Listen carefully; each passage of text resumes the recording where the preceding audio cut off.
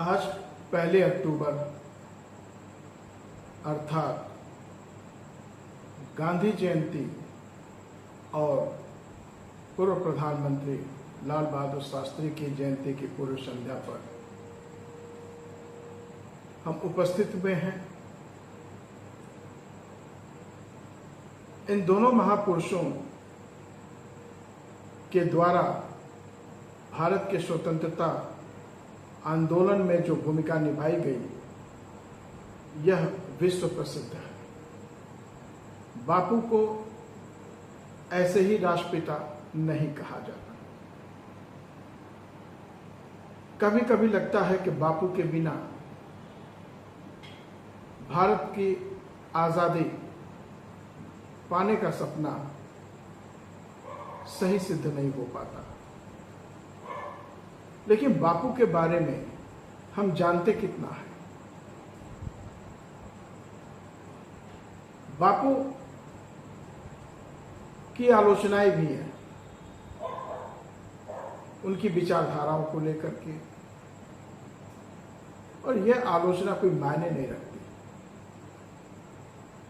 उस समय की जो सिचुएशन थी, जो सामाजिक परिस्थितियां थी और उनका जो पालन पोषण, जो संस्कार हुआ, अगर आप समझें कि उस स्थिति में भी उन्होंने उन परंपराओं से कितना विरोध किया और एक नए भारत के सृजन में अपना योगदान दिया।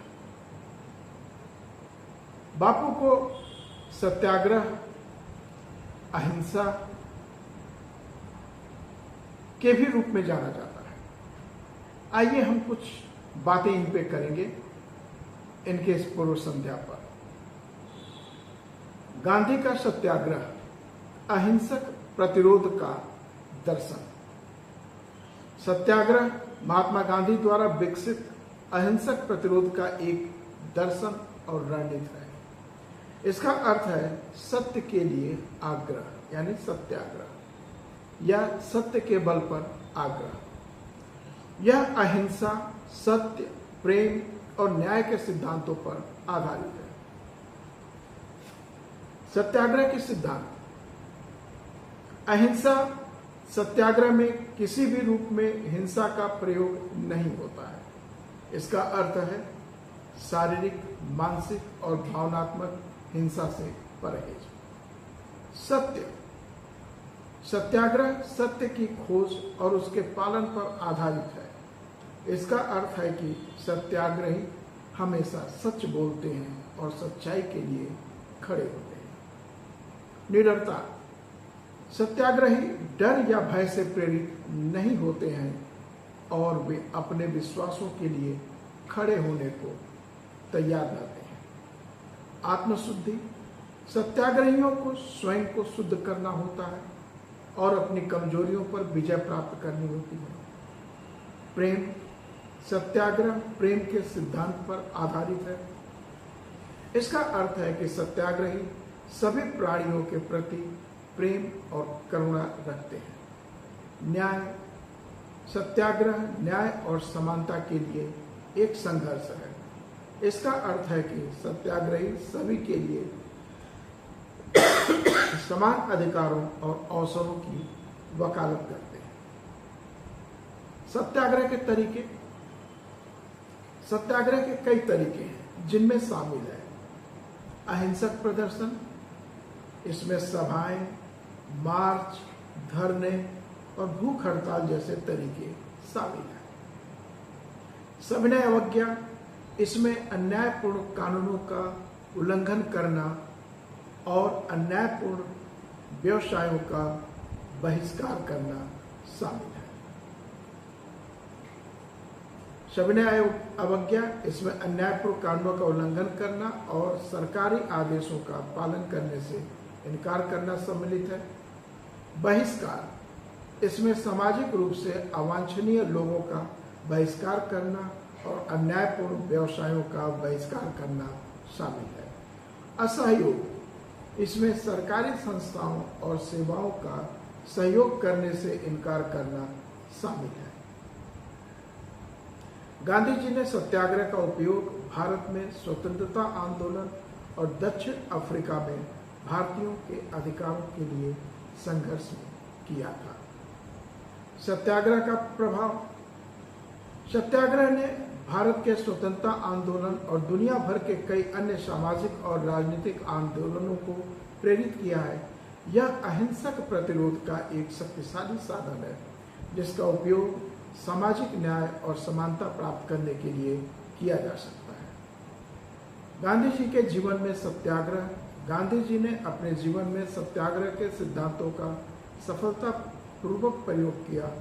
उन्होंने भारत में रंगभेद के खिलाफ लड़ाई, चंपारण और खेड़ा में किसानों के आंदोलन, असहयोग आंदोलन, नमक सत्याग्रह और भारत छोड़ो आंदोलन सहित कई सफल सत्याग्रह अभियानों का नेतृत्व किया।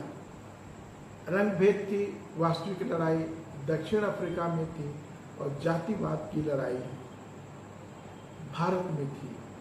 जैसे दक्षिण अफ्रीका में रंगभेद के आधार पर एक तरह से अस्पृश्यता का ही व्यवहार होता था, भले ही वो छुआछूत न माना जाए, जबकि भारत में रंग भेद न होने बल्कि जाति भेद होने और छुआछूत के विरुद्ध इनका आंदोलन रहा। आज के समय में सत्याग्रह आज भी प्रासंगिक है। इसका उपयोग सामाजिक न्याय, पर्यावरण संरक्षण और मानवाधिकारों की लड़ाई जैसे विभिन्न मुद्दों पर शांतिपूर्ण परिवर्तन लाने के लिए किया जा सकता है।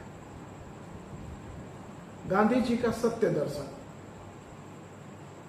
महात्मा गांधी का सत्य दर्शन, जिसे सत्याग्रह भी कहा जाता है, अहिंसक प्रतिरोध का एक नैतिक राजनीतिक दर्शन है। यह दर्शन सत्य की खोज और उसके पालन पर केंद्रित है और इसका उद्देश्य विरोधी को बदलना या पराजित करना नहीं, बल्कि उसे समझाना और उसका सम्मान करना है।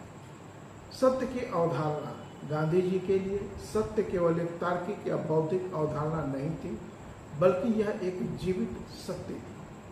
उनका मानना था कि सत्य सर्वोच्च है और अंततः विजय प्राप्त करेगा। उन्होंने सत्य को ईश्वर के रूप में भी परिभाषित किया, जो सर्वव्यापी और सर्वशक्तिमान है। गांधी जी का मानना था कि सत्य की खोज एक सतत प्रक्रिया है। उन्होंने कहा कि मनुष्य कभी भी पूर्ण सत्य को नहीं जान सकता, लेकिन उसे जीवन भर खोजते रहना चाहिए।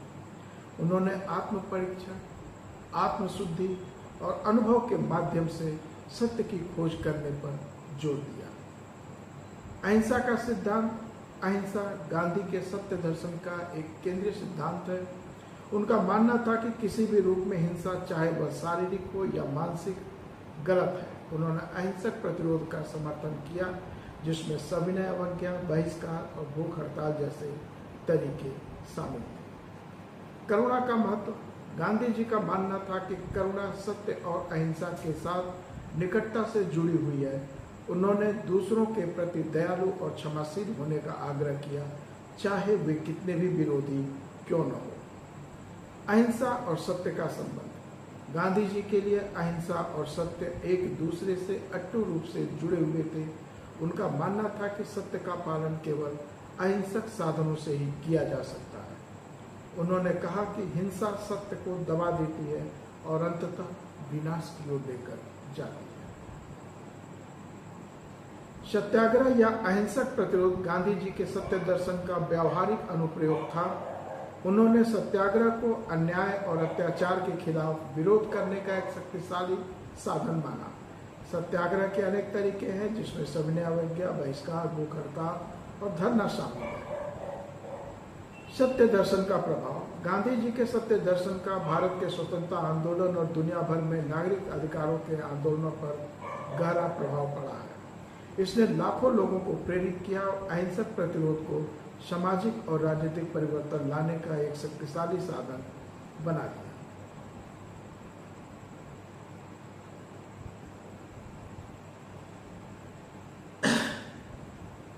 मित्रों, गांधी जी के सत्य अहिंसा दर्शन में आज हम इतनी ही बात रखेंगे। गांधीवादी विचारधारा का जब विश्लेषण किया जाएगा तो पूरी तरह से इसको आपको बताया जाएगा कि गांधी जी के विचार वास्तव में क्या थे। अभी हम भूतपूर्व प्रधानमंत्री लाल बहादुर शास्त्री जी के बारे में भी आपको बताते हैं। जैसा कि आप जानते हैं, लाल बहादुर शास्त्री जी का भी जन्म आज के ही तारीख में हुआ था।